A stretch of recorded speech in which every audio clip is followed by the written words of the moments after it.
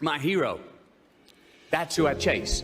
Now, when I was 15 years old, I had a very important person in my life come to me and say, who's your hero? And I said, I don't know, I got to think about that. Give me a couple of weeks. I come back 2 weeks later. This person comes up and says, who's your hero? I said, I thought about it. You know who it is? I said, it's me in 10 years. So I turned 25 10 years later. That same person comes to me and goes, so are you a hero? And I was like, not even close.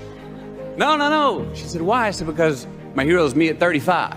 So you see, every day, every week, every month, and every year of my life, my hero is always 10 years away. I'm never going to be my hero. I'm not going to attain that. I know I'm not. And that's just fine with me because that keeps me with somebody to keep on chasing. I'm going to talk to you about some things I've learned in my journey. Most from experience, some of them I heard in passing. Many of them I'm still practicing, but all of them I do believe are true. Life is not easy. It is not. Don't try to make it that way. Life's not fair. It never was. It isn't now, and it won't ever be. Do not fall into the trap, the entitlement trap, of feeling like you're a victim. You are not. Get over it and get on with it. And yes, most things are more rewarding when you break a sweat to get them. Happiness is an emotional response to an outcome. If I win, I will be happy. If I don't, I won't. And I say, if happiness is what you're after, then you're going to be let down frequently, and you're going to be unhappy much of your time. Joy, though. Joy is a different thing. It's something else. Joy is not a choice. It's not a response to some result. It's a constant. Joy is the feeling that we have from doing what we are fashioned to do, no matter the outcome. Now, personally, as an actor, I started enjoying my work and literally being more happy. Define success for yourself. Now, check this out. I'm in south of New Orleans a few years ago, and I went to a voodoo shop. And they had this wooden partition against the wall with these columns. And in these columns were all these vials of these magic potions, right? And the headings above each potion defining what they would give you were things like fertility, health, family, legal help, energy, forgiveness, money. Guess which column was empty? Money. Let's admit it. Money is king today. It's what makes the world go round. It is success. The more we have, the more successful we are, right? Now, I would argue that our cultural values have even been financialized. Humility is not in vogue anymore. It's too passive. It's a get-rich-quick on the internet, richest 15 minutes of fame world that we live in, and we see it every day. But we all want to succeed, right? So the question that we got to ask ourselves is what success is to us, what success is to you. Is it more money? Maybe it's a healthy family. Maybe it's a happy marriage. Maybe it's to help others, to be famous, to be spiritually sound, to leave the world a little bit better place than you found it. Continue to ask yourself that question. Now, your answer may change over time, and that's fine. But do yourself this favor. Whatever your answer is, don't choose anything that will jeopardize your soul. Prioritize who you are, who you want to be, and don't spend time with anything that antagonizes your character. Don't drink the Kool-Aid, man. It tastes sweet, but you will get cavities tomorrow, all right? Life is not a popularity contest.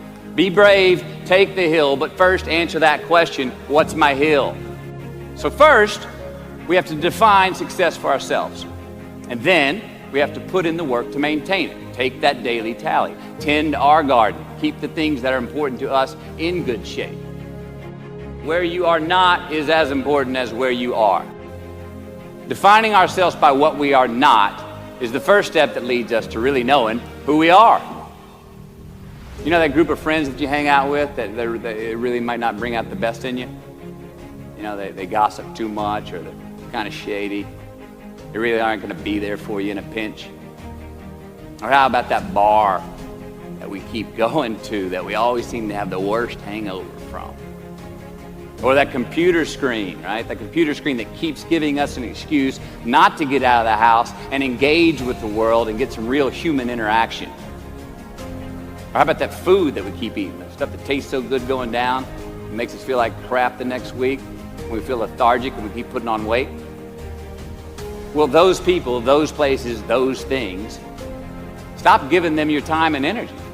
Just don't go there. I mean, put them down. And when you do this, when you do put them down, when you quit going there, when you quit giving them your time, you inadvertently find yourself spending more time and in more places that are healthy for you, that bring you more joy. Why? Because you just eliminated the who's, the where's, the what's, and the when's that were keeping you from your identity. Like, trust me, too many options, I promise you, too many options will make a tyrant of us all. All right, so get rid of the excess, the wasted time. Decrease your options. And if you do this, you will have accidentally, almost innocently, put in front of you what is important to you by process of elimination. Knowing who we are is hard. It's hard. So give yourself a break. Eliminate who you are not first, and you're going to find yourself where you need to be. Don't leave crumbs. And the beauty of delayed gratification. So what are crumbs? Well, the crumbs I'm talking about are the choices that we make that make us have to look over our shoulder in the future. You didn't pay that guy back the money that you owed him, and tonight you just saw him 3 rows behind you. Shit. You slept around on your spouse, and you just found out that tomorrow she and the lady you're having an affair with are going to be at the same PTA meeting. Shit again. You drank too much last night. You're too hungover to drive your son to his 8 a.m. Saturday morning baseball practice. These are the crumbs.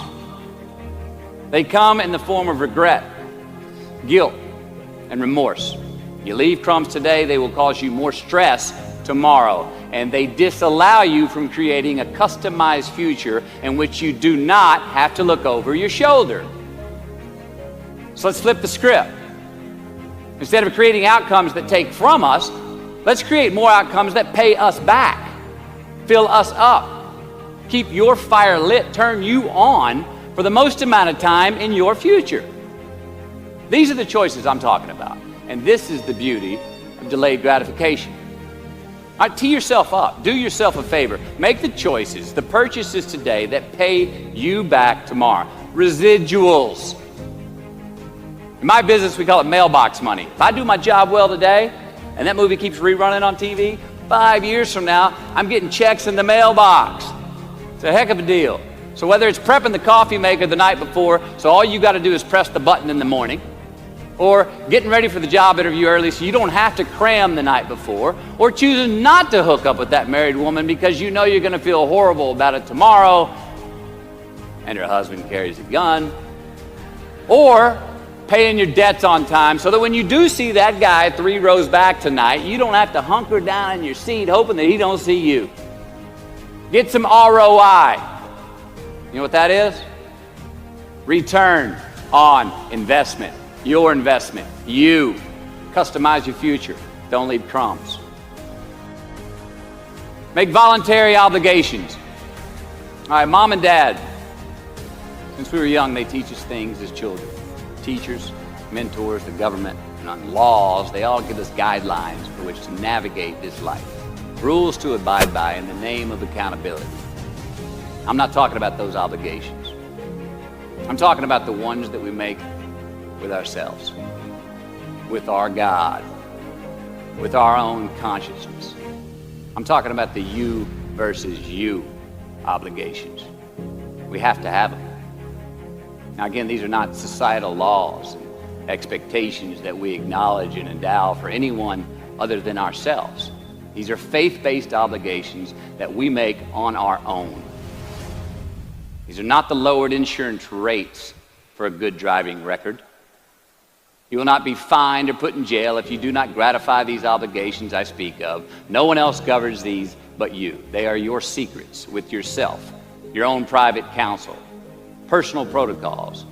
And while nobody throws you a party when you abide by them, no one's going to arrest you when you break them either, except yourself.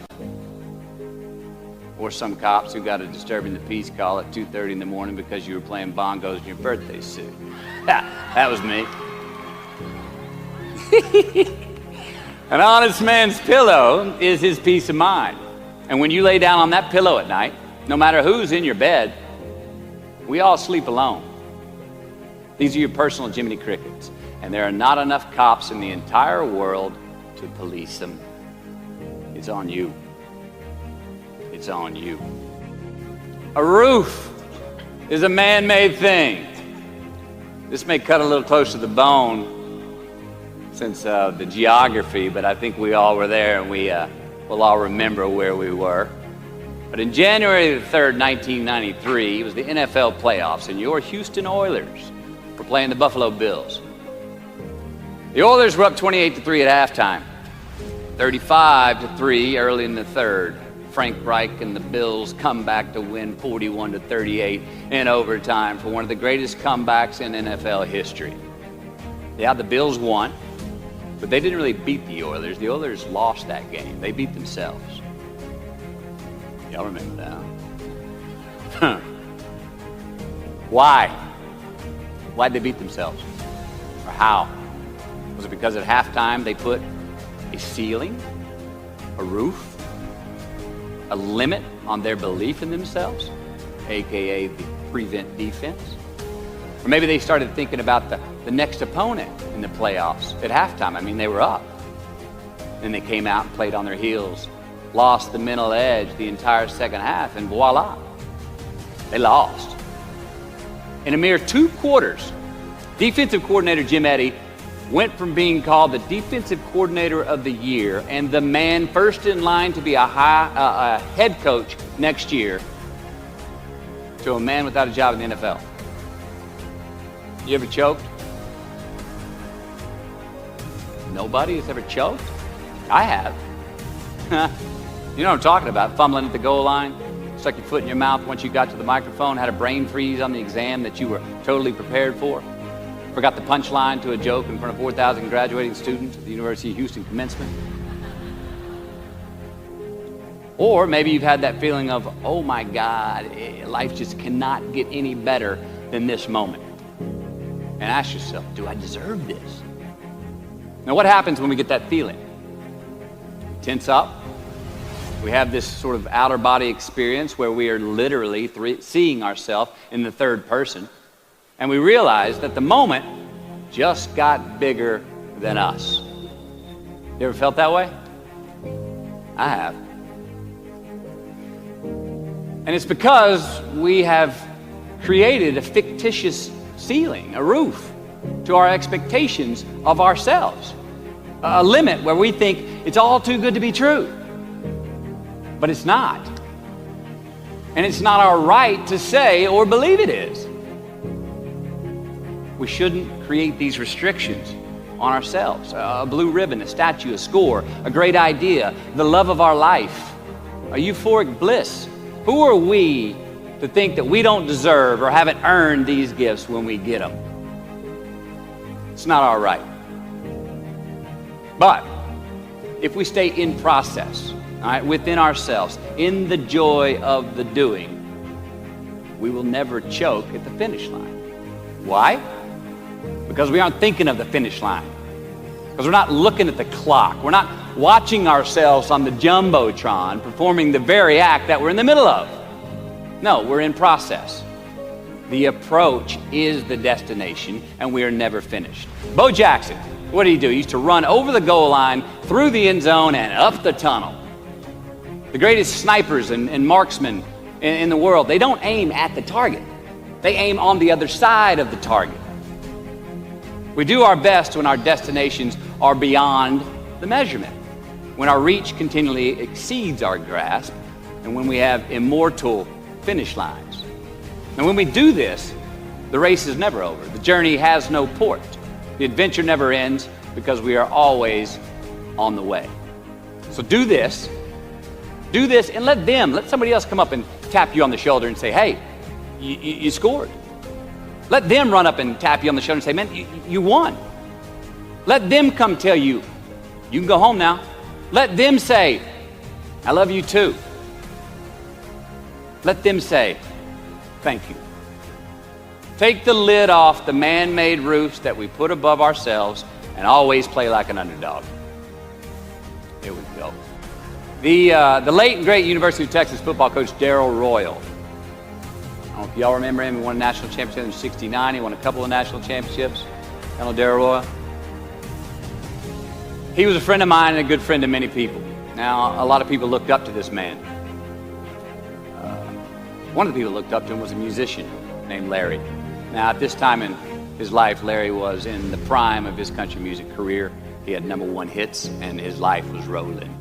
He had picked up a bad habit of snorting the white stuff somewhere along the line, and at one particular party, after a bathroom break, Larry went confidently up to his mentor, Darrell, and he started telling him a story.